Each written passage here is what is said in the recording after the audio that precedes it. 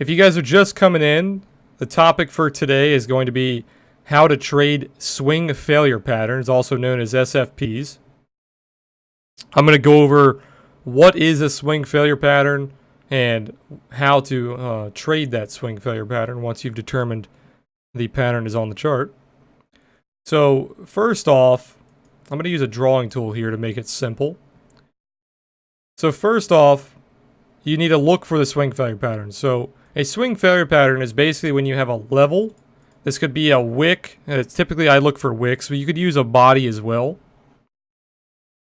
It's going to be when you have a body or a wick as your level. This can be a high or it can be a low. So if it's a high, let's say that you have a candle here, and this is the high of that candle. And let's say we have an uptrend here. So here's an uptrend. Here's a candle. You have the high of the candle. Let me make this a little bigger because typically you want to use big wicks if you're using wicks. So let's say you have the high of the candle here. Let's say your next candle pops up and breaks that high of that candle. But before closing, it pulls back and closes below that level. This creates that swing failure pattern. So some people like to use multiple candles. Some people like to use one candle. Typically I use one candle. What I mean by that is some people, they like to see that swing failure pattern play out from like multiple candles. I typically will just look for if the level has been established. If the level has been established and we pop through that level and retrace, that's good enough for me. That is a swing failure pattern in my eyes. So like I said, you can take the wick or you can take the body. Once price breaks through that level and it fails to close, this is very important. It fails to close above that level and retraces back down and closes below that level. That is very important. It cannot close above the level for a high. Same thing is said for a low. If we have a low established, let's say we have a low wick here. If our next candle were to break that level but then retrace and fail to close below that level, that is going to create that swing failure pattern. Okay, very simple. Now let's look for some examples on the chart.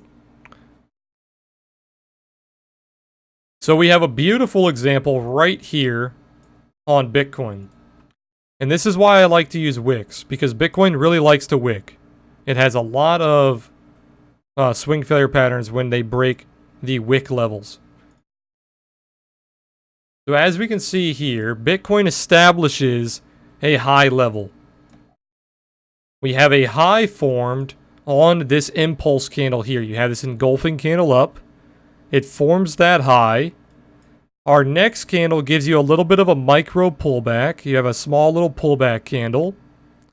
And then our next candle pushes up through that high of that candle, that level, but it fails to close above that level.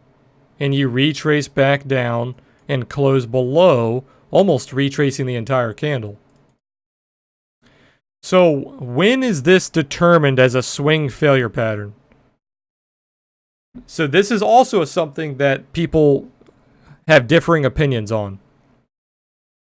I consider this a swing failure as soon as it crosses that level again.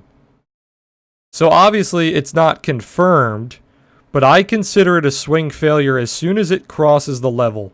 So once you cross up and then cross back down, I consider that a swing failure. I don't wait for the close. Now, if you want to wait for confirmation, you always want to wait for the close. Because when that swings up, comes back down, and fails, that confirms that swing failure pattern.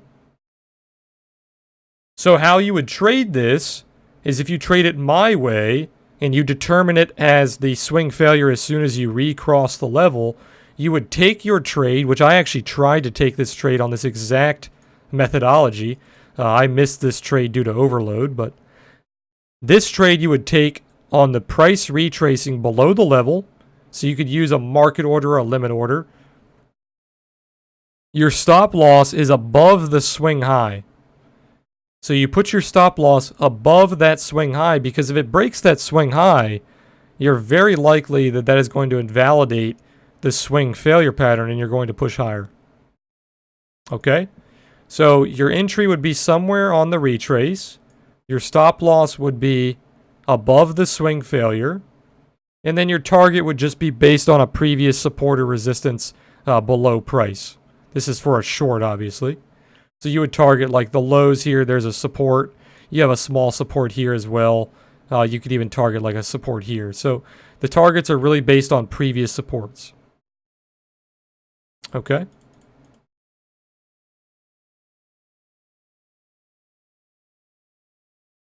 So here's another example, but this is using like bodies. So if we look at these wicks here, this is not a perfect example because you don't have one single clean level. But if you guys have watched like my pivot video and I talk about buy pressure and sell pressure, you can see kind of a swing failure pattern playing out here. Because you see this buy pressure right here.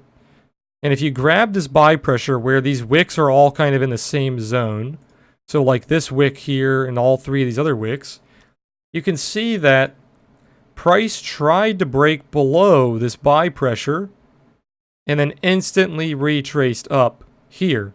So this is not the same pattern as you would see here. This is more of a perfect swing failure pattern. This is more of a couple candle swing failure pattern. So what I talked about at the beginning of the video is some people like to use multiple candles, some people like to use single candles. So this would be a single candle example. This would be a multiple candle example. So if we have price closing below this level, but then instantly retracing, you kind of have that swing failure acting on these multiple candles here. So this were to give you your buy signal, same thing that I set up here, you would take your stop loss and place it below that swing failure, and you would target previous resistance levels as your targets. Okay? So you can use multiple candles or you can use single candles. The main focus of a swing failure pattern is price has to be breaking through a support or a resistance and failing back downward. That is the main thing you want to be looking for. All the other intricate variables don't really matter too much. The main focus is for a short swing failure pattern. This would be a short. You want price to break above a support and fail to continue above that support.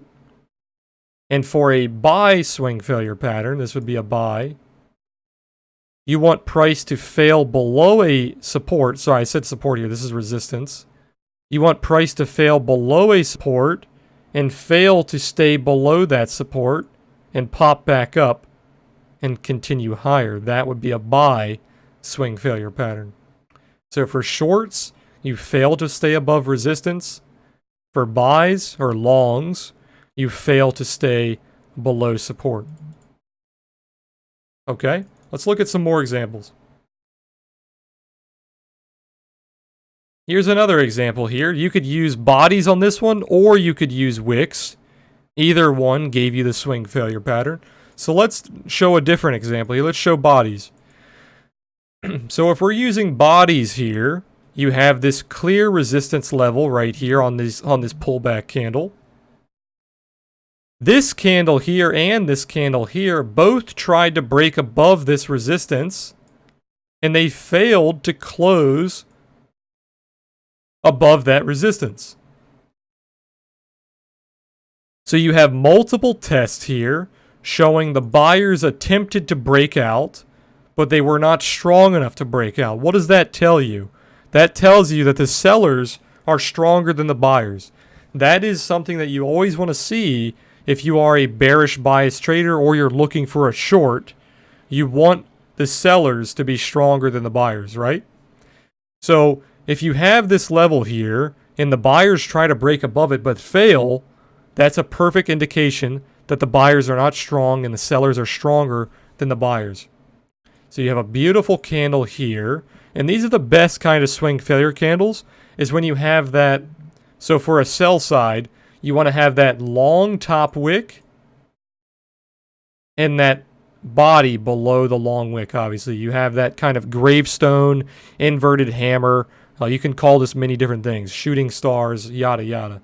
But the main focus on this candle is that the wick is a very long wick to the upside, indicating that the buyers tried to push higher, but they were not able to, and price closed back down towards the low of the candle. This is a very strong bearish swing failure pattern candle. And for the bulls, you want to look for a candle just the opposite of that, where you have a long bottom wick, and then you have price come back and close towards the top side of that candle. These candles are known as hammers or dragonflies, or a few other ones as well. But those are the two main. So same thing here. If you wanted to use the wicks, or the wicks here, you use the wick. Same exact thing. You have a swing failure pattern there and a swing failure pattern there. You break above that wick and close below it. Break above the wick, close below it. And then what do you see here? You see that continuation of price to the downside. Because you were never able to close above that level. That sell pressure was too strong to get price to close above it.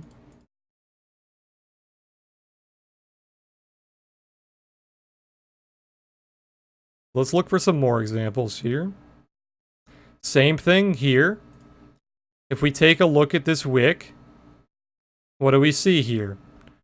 We see the buyers push price up. They take a little bit of a break, they pull back, and it closes as a doji. Your next candle tries to push up and regain these highs.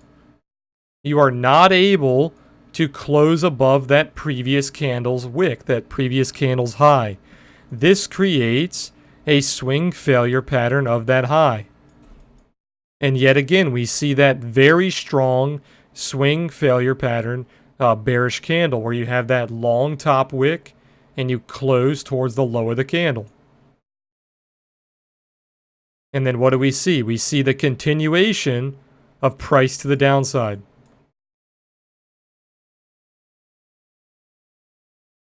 Okay, let's look for some more examples. I don't see any bullish examples here. Let's go to a weekly, see if we can find a bullish example. It doesn't happen too much to the bull side on Bitcoin, I've noticed. It seems like Bitcoin has a lot of these towards the bearish side, but not too many of them towards the bull side. So we do have a small one right here. So this one doesn't play out too well, but this is a daily, so you do get a pretty big scalping opportunity here. So as you can see, this gives you about a 25% trade. So that is actually a pretty big opportunity. So we see this wick of this candle. You push below it on this candle, but then what do? You close above that candle's low. So you have that swing failure. And then same thing here. You have almost that hammer candle where you have a long bottom wick and the price closes towards the high of that candle. That gives you a very bullish swing failure pattern to the upside. Let's look for a smaller time frame. Let's look at a smaller time frame here, see if we can find any examples. This doesn't happen very often on a lower time frame either. Okay, here we have a good example here. So we see this massive sell-off on Bitcoin here, right? So you put in that support on this level here, or you could take this level. And then what do we see here on this dragonfly candle? We see a breakdown of that level. So you have that bearish momentum coming in. But then what do we see? We see a complete retrace back above that level, and you close towards the high of that candle and above the level. So like I said earlier, this can be a dragonfly, it can be a hammer. Those are the two most common. And then look at what we see. If we zoom in, it's hard to see because this candle distorts our price so much. But if we look at just this level here, you see a very nice pop-up after that retrace. On a 15-minute time frame, you have about a 1% scalp. That's not too bad.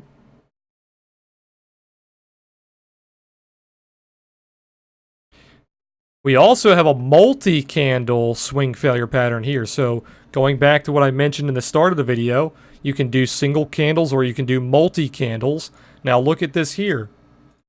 You have the level being established. You have a single candle swing failure pattern. And then you have a multi-candle swing failure pattern. So the multi-candle ones are a little harder to trade because you have to be very patient. You have to really wait for that pattern to play out. But as we can see here, we break below that level. We close below it just a little bit, but then we find support, and then we regain that level. So if we were to look at a higher time frame, this most likely would show up as a single candle swing failure. So let's take a look at a higher time frame here. What time is this at? This is at 2:45. Okay, so this isn't a single candle, but it is a two candle, which is pretty close. So you have that failure of the level, instant retrace. So you have a swing failure on these two candles. This also shows you a beautiful swing failure of that dragonfly that we showed earlier.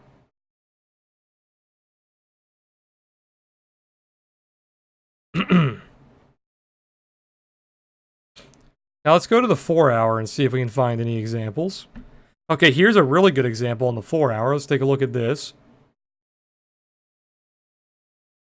So look at this support.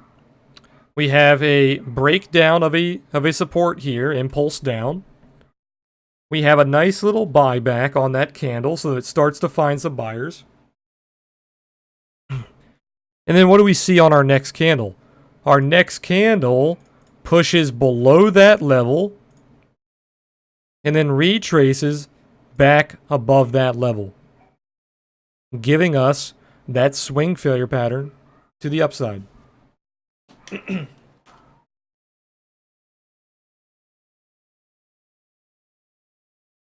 This is also a dragonfly candle, so that is another very bullish metric.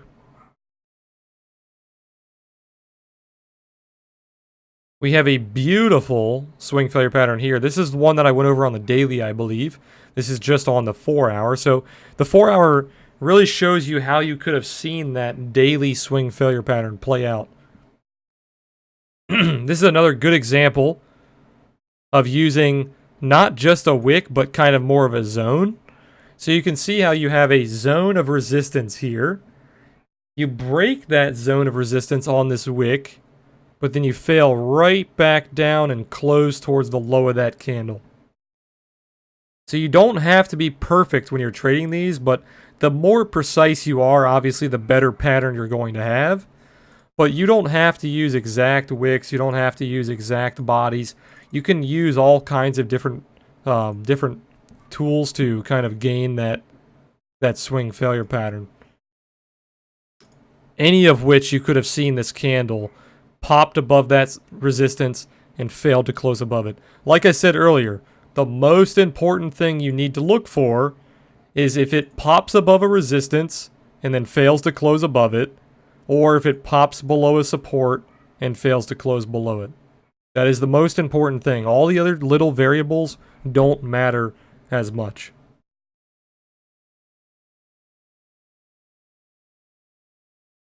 I think that's enough examples because it's pretty simple once you break it down to just a few examples. Do you guys have any questions before we wrap this up? This video is pretty short.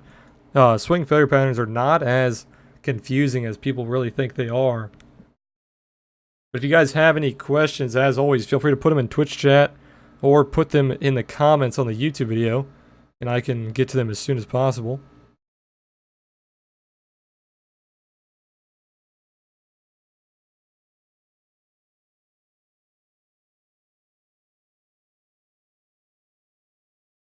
But if we don't have any questions here, I'm going to wrap the video up. So if you guys are watching this video on Twitch, I appreciate you guys being here live. If you guys are watching this video on YouTube, I also appreciate you guys watching it in the VOD. And if you guys are new here, hit that follow button on Twitch, hit that subscribe button on YouTube, and we will have some more videos coming out in the future.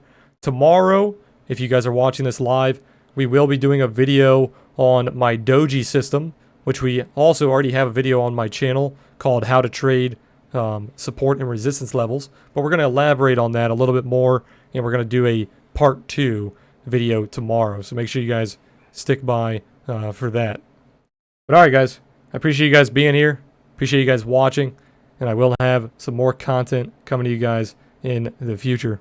Thanks guys.